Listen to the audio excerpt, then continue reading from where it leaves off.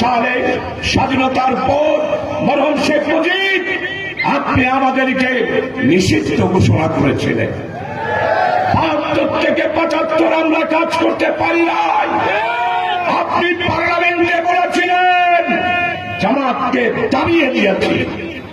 আজকে আমি স্পষ্ট বলতে চাই আপনি জামাতকে দাবাইতে পারেন নাই, আপনি এই নিচ্ছিন্ন হয়ে গিয়েছেন।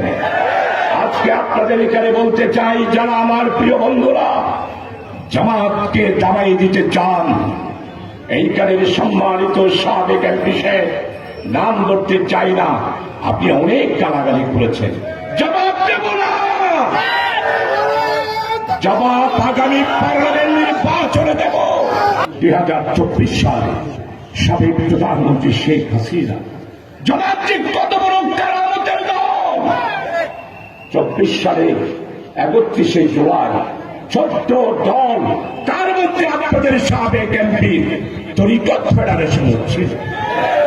আমরা তরিকতে বিশ্বাস করি, বেদাতে বিশ্বাস করি, আমরা কুসংস্কারে বিশ্বাস করি না, ধর্ম নিয়ে ব্যবসা করা পছন্দ করি না, আমরা চাই না।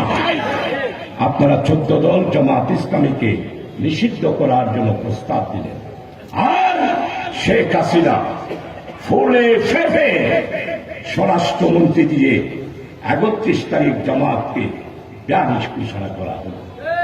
জামাত এবং শিবিরকে, দুইটা দলকে পৃথিবীর ইতিহাসে নাই কোন ছাত্র সংগঠনকে রাজনৈতিক দলের সাথে নিষিদ্ধ ঘোষণা করা। 1 তারিখ গেল, 2 তারিখ গেল, 3 তারিখ গেল, 4 তারিখ গেল, 5 তারিখ 31 তারিখ 4:30টায় নিষিদ্ধ ঘোষণা করা হলো। 5 তারিখ 4:45টায় সাবেক প্রধানমন্ত্রী আপনাকে দেশ থেকে পালাতে আপনি বাধ্য হলেন। এটাই হলো জামাত ইসলামীর কারামত, এটাই হলো তরিকত। ফেসবুকে দেখলাম একজনে বলতেছে, আফা আপনার জন্য বাংলার মানুষ কাঁদতেছে, বাংলা অন্ধকার হয়ে গেছে, এখানে আলো নাই। আমার আফা ওই দিক থেকে ফেলে ফুফে বলতেছে, তোমরা চিন্তা করো না, আমি বর্ডারের কাছাকাছি আছি, যেই কোনো সময় চট করে ঢুকে পড়বো। সাংবাদিক বন্ধুরা বলতে চাই, আপনি চট করে ঢুকবেন, আমরা জামাত শিবির আসি, চট করে ধরা পদ্মা নদীতে ডুবাইয়া জেলখানার ভিতরে নিয়ে যাবেন।